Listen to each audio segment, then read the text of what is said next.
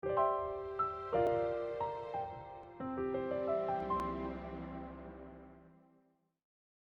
오늘 주시는 하나님의 말씀은 창세기 13장 말씀입니다. 여러분 가지고 계신 성경 구약 성경이고요. 창세기 13장 14절에서 18절 말씀, 또 14장까지 이렇게 중간에 읽어가면서 말씀을 전하도록 하겠습니다. 오늘 말씀의 제목은 어린 자녀는 부드럽게 이끌어야 합니다라는 그런 제목인데요. 한 성도님이 이런 말씀 해주시더라고요. 결혼 후 첫 아이를 낳게 됐는데 너무도 그 아이 때문에 행복했다고 그런 말씀을 해주셨습니다. 아이하고 귀여운 눈망울을 마주치다가 때때로 아이가 미소라도 지으려고 치면은 없던 힘도 솟구쳐서 힘든 육아의 과정을 잘 감당할 수 있었다고 그렇게 말씀해 주셨습니다.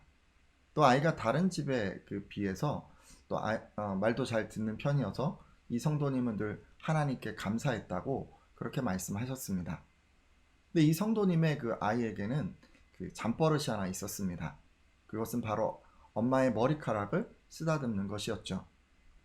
엄마는 아기가 앙증맞은 조그만 손으로 머리를 만지는 것이 싫지 않았습니다. 아기가 머리를 토닥일 때면 육아로 피곤한 몸과 마음이 힐링되기도 했으니까요. 근데 아기가 좀 더 자라자 이제 만지는 것을 넘어서 잡아다니기 시작했습니다. 그리고 그로 인해서 엄마는 머리가 빠지기 시작했습니다. 심한 경우에는 하룻밤 사이에 한 움큼씩 빠지기도 했습니다. 상황이 이 지경에 이르자 엄마는 아기에게 이제는 그만하라고 했습니다. 하지만 아기는 멈추지 않았죠. 엄마가 몇 번을 얘기해도 아기는 매번 머리를 잡아당겼습니다. 때로는 안 돼 라고 단호하게 이야기하기도 하고, 때로는 그러면 엄마 머리카락이 다 빠져서 대머리가 될 수도 있어 라고 설명도 해 보았지만 아기는 엄마의 말을 듣지 않았습니다.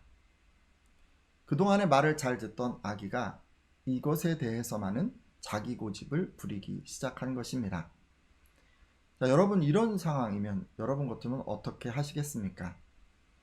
자, 그런데 말씀을 보면 우리 하나님께서도 이런 상황에 빠져 계셨던 것을 알 수가 있습니다. 하나님께서는 아브라함을 믿음의 조상이 되게 하려고 하셨습니다. 또 복의 근원이 되게 하려고 하셨죠. 하지만 정작 아브라함은 그런 은혜와 복을 누릴 준비가 되어 있지 않았습니다. 그래서 하나님께서는 그에게 고향과 친척과 아버지의 집을 떠나라고 하셨습니다. 이것은 그가 믿음의 조상이 되고 또 복을 누리기 위한 조건이었습니다. 처음에 아브라함은 이런 하나님의 명령에 순종하는 듯 보였습니다. 아브라함은 고향 갈대아 우르와 또 시간이 좀 걸리긴 했어도 아버지의 집 하란을 떠났습니다. 하지만 끝내 친척은 떠나지 못합니다. 아브라함은 어디를 가든지 자기 조카 롯을 계속 데리고 다녔습니다. 앞서 아기가 고집을 부리고 계속 엄마의 머리카락을 잡아 다니는 것처럼 아브라함도 하나님의 말을 잘 듣다가 그만 이 부분에서 고집을 부리기 시작한 것입니다. 자, 그러면 하나님께서는 어떻게 하셨을까요? 저 같으면 아브라함아 너 왜 명령을 안 지키니? 내가 복을 준다고 했잖니? 이제는 조카 롯과 좀 헤어지렴 이렇게 달래면서 말하거나 너 그렇게 말을 안 들으면 내가 혼쭐을 내줄 거야 라고 이렇게 한번 크게 역정을 내실 만도 한데 하나님께서는 그렇게 하지 않으셨습니다. 하나님께서 어떻게 하셨는지 알아보기 위해서 창세기 13장 1절에서 2절 말씀을 보도록 하겠습니다. 함께 읽겠습니다. 시작. 아브라함이 애굽에서 그와 그의 아내와 모든 소유와 롯과 함께 네겝으로 올라가니 아브라함에게 가축과 은과 금이 풍부하였더라. 아멘. 말씀을 보니 일단 하나님께서는 아브라함이 애굽에서 엄청난 재물을 얻게 만드셨습니다. 그리고 이제 네게부 사막을 거쳐서 가나안, 그러니까 아브라함이 이전에 거주하던 땅, 곧 베델과 아이 사이 지역으로 돌아오게 하셨습니다. 자, 그런데 가나안에 돌아온 이 아브라함에게 문제가 생겼습니다. 여러분도 잘 알고 계시죠? 어떤 문제였습니까? 아브라함의 목자들과 롯의 목자가 서로 다투게 된 것입니다. 한번 확인해 보겠습니다. 창세기 13장 6절 말씀인데요. 같이 한번 읽도록 하겠습니다. 시작. 그 땅이 그들이 동거하기에 넉넉하지 못하였으니 이는 그들의 소유가 많아서 동거할 수 없었음이니라. 아멘. 자, 뭐라고 하고 있습니까? 자, 그 땅이 그들이 동거하기에 넉넉하지 못하였다고 합니다.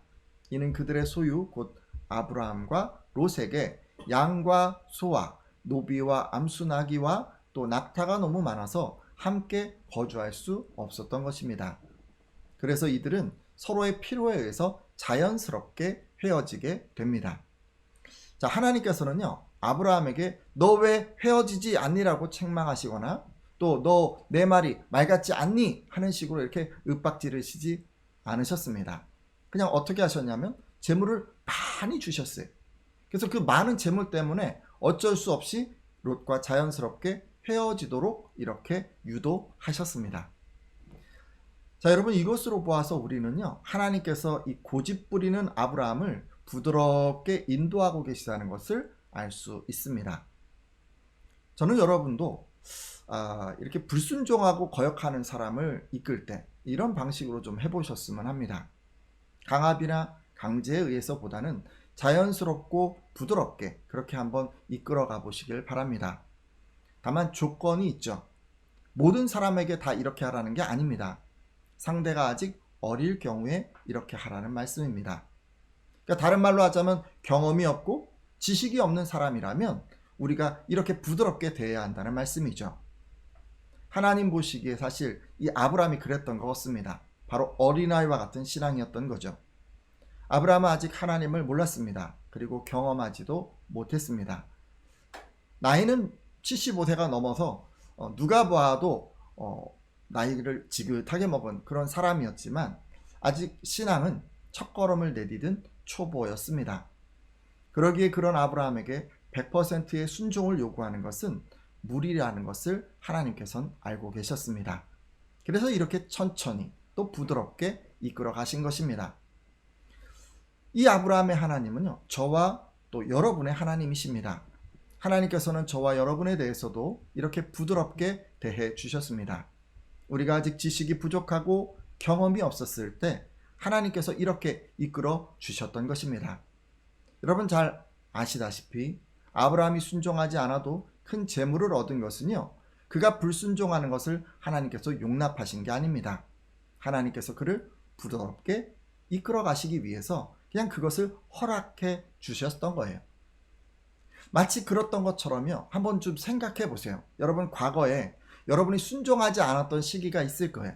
근데 그렇게 순종하지 않았던 그 순간에도 여러분이 건강했던 것은 하나님이 초보인 여러분을 부드럽게 이끌어 주셨기 때문입니다. 여러분이 순종하지 않았던 그 순간에 여러분의 사업이 다 잘 된 것은 하나님이 초보인 여러분을 부드럽게 이끌어 가셨기 때문이고, 또 여러분이 순종하지 않았어도 여러분의 자녀들이 잘 되었다면 그 모든 것은 하나님께서 초보인 여러분을 부드럽게 이끌어 가셨기 때문입니다. 우리들도 다 신앙의 초보의 길을 걸을 때 이런 하나님을 체험했습니다. 따라서 우리도 주변에 지식이 없고 또 경험이 없는 사람들에게 이렇게 대해야만 합니다. 오늘 함께한 예배자들도 이렇게 주변의 초보자들을 부드럽게 이끄시기를 부탁드립니다. 일단 여러분, 우리 교회 공동체에서 이것을 실천해 볼 수 있습니다. 여러분, 우리 이제 교회에 오면 나이가 지긋한 성도님들 계세요.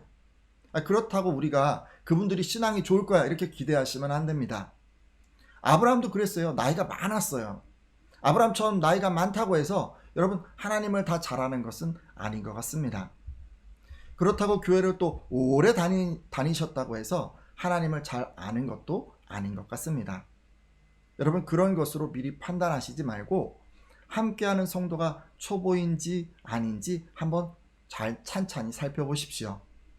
여러분 잘 아시다시피 초보 신앙인의 대표적인 증거는 절반의 순종입니다.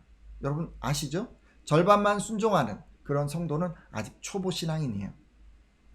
자, 그리고 만약 하나님을 잘 모른다 여겨지시면 좀 부드럽게 대해 주십시오. 아니 왜 너는 말씀에 순종하지 않니? 아니 넌 왜 여지껏 그것도 몰라 라는 식으로 대하시지 말고 상대방이 말씀에 잘 순종할 수 있도록 자연스럽게 이끌어 주십시오. 그것이 하나님처럼 초보 신앙인을 대하는 방법이 될 것입니다. 또 여러분 가정에서도 이것을 좀 실천해 주십시오. 사실 여러분의 자녀들은요 하나님을 잘 모릅니다. 그래서 여러분이 뭘 가르쳐 줘도 모르기 때문에 이게 순종하기가 쉽지가 않습니다. 따라서 자녀들이 이거 해야 돼 저거 해야 돼 잘 가르쳤는데도 이걸 잘 실천하지 못한다고 너무 닥달하지 마십시오. 아직 어리니까 못하는 것입니다. 또 모르니까 순종하기가 어려운 것이죠. 그저 아직 못하는 것이 당연하다고 생각하고 부드럽게 이끌어 주십시오. 그리고 말씀의 영역이 아니라고 하더라도 세상 속에서도 실천해 볼 수 있습니다. 예를 들면 여러분 직장에서는요 경험이 부족한 신입사원에게 또 뭐 아르바이트생이 있다면 이런 분들에게 여러분이 좀 그렇게 대해 주십시오. 학교나 학원과 같은 곳에 막 들어온 새내기들이 있을 수가 있는데 또 그런 분들에게도 이렇게 대해 주십시오. 또 우리 같으면 이제 운전대 잡잖아요. 딱 운전대 잡으면 초보 운전자들 딱 만나면 슝 지나가지 말고 답답하다고 막 너무 이렇게 화내시지 말고 그분들을 좀 이렇게 너그럽게 또 좀 부드럽게 이렇게 좀 한번 대해 주십시오. 어느 곳에 있든지 우리가 초보 인생들이 있을 수가 있는데 그분들에게 이렇게 한번 부드럽게 대해 주시기를 부탁드립니다. 여러분이 이렇게 하실 때 세상은 여러분을 통해서 이 하나님을 볼 수가 있습니다. 제가 이제 지금까지 드린 말씀에 대부분 다 동의하시리라 믿습니다. 다만 이것을 알고 있고 또 이런 가르침에 동의하셔도 우리 안에 이제 가지고 있는 한 가지 생각이 있는 것 같습니다. 바로 이런 생각이에요. 강하게 해야만 변화될 것이다 라는 생각을 대부분 가지고 계신 것 같습니다. 그러니까 이런 식의 생각인 거예요. 인간은 쉽게 변하지 않기 때문에 이 못하는 것에 대해서는 서러운 마음이 들고 스트레스를 받고 또 마음의 상처를 받아야 비로소 변화될 수 있다는 그런 생각입니다. 그러기에 우리는 한두 번 말을 해서 안 들으면 자꾸만 소리를 지르고 또 윽박 지르게 되는 것 같습니다. 맞아요. 우리 안에는 그런 것 같아요. 부드럽게 하고 또 자연스럽게 이끌어가면 이 사람들이 변하지 않는다는 그런 생각이 있습니다. 정말 그럴까요? 그런지 아닌지 한번 말씀을 통해서 우리가 확인해 보려고 합니다. 자, 여러분 아까 하나님께서 아브라함을 부드럽게 이렇게 이끌어 주셨다고 제가 말씀을 드렸는데 이 아브라함이 그 후에 어떻게 되었을 것 같습니까? 하나님께서 부드럽게 대해 주셨으니 그가 변하지 않고 그렇게 고집 부리면서 살았을까요? 한번 확인해 보도록 하겠습니다. 이어지는 14장을 보면 그 후에 고대 근동 지방에 큰 전쟁이 벌어졌다고 합니다. 엘람의 그돌라 오멜이라는 왕을 섬기던 소돔과 그 고모라 지역의 왕들이 이 반란을 일으킨 것입니다. 그러자 이를 괘씸하게 여긴 엘람의 그돌라 오멜 왕이 동맹국의 연합군을 이끌고 공격해 오게 됩니다. 결국 이 전쟁은요 엘람 왕 그돌라 오멜의 승리로 끝나게 되는데 그 결과 이 소돔이 속한 반란군이 패배해서 소돔에 거주하던 아브라함의 조카 롯과 그의 가족들이 사로잡혀가고 또 재물까지 다 노략질 당하게 됩니다. 자, 한마디로 어떤 전쟁이 일어나게 됐는데 아브라함의 조카 롯이 절체절명의 위기에 처하게 된 것입니다. 자, 그러면 이런 상황에서 아브라함은 어떻게 했을까요? 창세기 14장 14절 말씀인데요. 뒤에 말씀 나오니까요. 함께 읽도록 하겠습니다. 아브라함이 시작. 아브라함이 그의 조카가 사로잡혔음을 듣고 집에서 길리고 훈련된 자 318명을 거느리고 단까지 쫓아가서 아멘. 자, 말씀을 보니까 아브라함이 어떻게 했다고 합니까? 아브라함은 자기 조카가 붙잡혀갔다는 말을 듣고 자기 집에서 태어난 잘 훈련된 종 318명을 거느리고 단까지 쫓아갔다고 합니다. 여기서 단은요 가나안 지방의 그 가장 최북단에 있는 도시로서 아브라함이 정말 여기까지 갔다는 것은 정말 멀리까지 최선을 다해서 조카를 구하러 갔다는 것을 알려주고 있습니다. 이어지는 창세기 14장 15절 또 16절도 마저 읽도록 하겠습니다. 그와 그의 가신들 함께 읽겠습니다. 시작. 그와 그의 가신들이 나뉘어 밤에 그들을 쳐 부수고 다메섹 왼편 호바까지 쫓아가 모든 빼앗겼던 재물과 자기의 조카 롯과 그의 재물과 또 부녀와 친척을 다 찾아왔더라. 아멘. 자, 여러분, 이어지는 말씀을 보니 아브라함은 이제 병력을 나누고 이제 야음을 틈타서 메소포타미아의 이 연합군을 공격했습니다. 그리고 이제 가나안 지역을 벗어나서 훨씬 북쪽의 다메섹 왼편 호바라는 도시까지 그들을 추격했습니다. 여기서 호바는요, 아브라함이 살던 이 헤브론이라고 하는 그 도시에서 약 280km 정도 떨어진 곳입니다. 우리로 치자면 이게 어느 정도 거리냐면요, 서울에서 대구까지 거리에 해당합니다. 정말 먼 거리죠. 근데 그 거리를 지금 추격해서 쫓아간 것입니다. 말씀을 보면요, 결국 아브라함은 빼앗겼던 모든 재물과 조카 롯과 또 가족들을 다 찾아왔습니다. 그러니까 단순히 롯을 구출하는 어떤 그 구출 작전으로 끝난 게 아니라 완전히 적군을 다 섬멸하고 또 포로들과 재물 이런 걸 다 되찾아서 돌아온 것입니다. 그러니까 한마디로 318명으로 당대 맹주인 이 메소포타미아 지역의 4개국 연합군을 완전히 무찌른 것입니다. 아니, 어떻게 이것이 가능했을까요? 지금 아브라함의 삶에 하나님의 능력이 아니고서는 불가능한 어떤 기적이 일어난 것입니다. 자, 근데요, 우린 이런 아브라함의 모습이 정말 낯설기만 합니다. 이게 너무도 많이 달라졌기 때문입니다. 여러분 잘 아시잖아요. 처음 가나안에 들어왔을 때까지만 해도 아브라함은 나약하기 그지없었습니다. 이 기근 때문에 애굽으로 갈 때 그는 애굽 사람을 두려워해서 자기 아내를 누이라고 속일 만큼 심약한 사람이었습니다. 근데 그랬던 그가 이 조카 롯이 사로잡혔다는 소식을 듣고 불과 318명을 데리고 이 메소포타미아 연합군과 전쟁을 치르고 또 하나님의 능력으로 승리를 거두고 롯과 온 가족을 다 구해온 것입니다. 정말 이것이 가능할까? 나약했던 이 아브라함이 정말 용맹한 그런 아브라함으로 바뀌어진 것인데 우리는 지금 그것을 말씀을 통해서 확인했습니다. 자, 그러면 한번 생각해 보세요. 이렇게 바뀌기까지 하나님 어떻게 하셨어요? 책망하셨습니까? 다그치셨습니까? 아니요, 그렇게 하지 않으셨어요. 하나님은 초보 신앙인이었던 그 아브라함이 자라기까지 기다려주시고 부드럽게 이끌어 주셨습니다.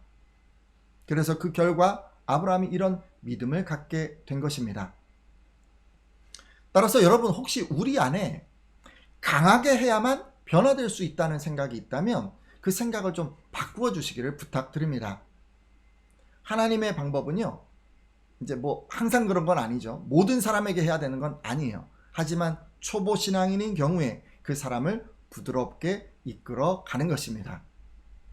그래서 나약한 사람을 강한 사람으로, 두려워하는 사람을 용맹한 사람으로 만드는 것입니다. 이것을 여러분 꼭 기억해 주십시오. 자, 제가 이제 여지껏 이 부드러운 어떤 이끌어감이 얼마나 큰 능력이 있는가, 이것을 이제 제가 말씀을 드렸는데 이것을 잘 알면서도 사실 실천하기가 쉽지가 않습니다. 왜냐하면 우리는요, 이 부드럽게 이끌어가는 게 뭘까, 이게 뭔지를 잘 모르기 때문에 이것을 실천하는 것이 쉽지가 않습니다. 사실 부모님이요, 어려서부터 잘 실천해 주셨던 분들은 이 자녀들이 양육 과정에서 이것 자연스럽게 습득되기도 합니다. 하지만 그것은 좀 극히 드문 경우인 것 같고 대부분 우리나라 사람들은 이것이 익숙하지 않습니다. 그러면 어떻게 하면 좋을까요? 제가 설교 시작 부분에 그런 말씀 드렸어요. 머리카락 자꾸 잡아다니는 그 아기를 둔 어머니 말씀을 드렸습니다. 이 어머니도 그러셨던 것 같아요. 아기에게 부드럽게 대하려고 했지만 이 어떻게 해야 하는지 방법을 모르셨던 것 같습니다. 그래서 고민 끝에 이 어머니는 육아 전문 유튜버의 도움을 받고 아기를 칭찬하고 격려해야 한다는 것을 알게 됐습니다. 그리고 그것을 실천함을 통해서 아기가 머리카락을 잡아다니는 이 문제를 극복하셨습니다. 근데 이렇게 하셔야 할 것 같아요. 내 안에 답이 없으면 어떻게 해야 되는 거예요? 밖에서 답을 찾으셔야 합니다. 여러분도 좀 이렇게 해주세요. 우리 역시도 이 부드럽게 이끄는 것이 무엇인지 잘 모릅니다. 그래서 상대방의 감정을 다치지 않게 하려다 보면 바라는 대로 행동이 고쳐지지 않고 또 내 생각대로 어떻게든 고치려다 보면 상대방의 감정을 다치는 일이 계속 반복됩니다. 그리고 이것이 계속 반복이 되다 보면 결국 부드럽게 이끄는 것을 포기하게 되죠. 만약 여러분이 그러시다면 이 어머니처럼 전문가의 의견에 귀를 기울여 보십시오. 하나님의 말씀은요, 여러분에게 원리를 가르쳐 줍니다. 세세하게 상황 가운데 해야 할 것을 다 일러주지는 않죠. 그것을 어떻게 실천해야 할지는 각 분야의 전문가나 해당 분야의 선배에게 지혜를 얻으시면 됩니다. 원리를 잘 실천하기 위해서 무엇을 해야 할지 조언을 구하십시오. 일단 교회에서는 목사님에게 조언을 구하면 되고요. 또 먼저 길을 걸어온 선배 신앙인들에게 조언을 구하면 좋을 것 같습니다.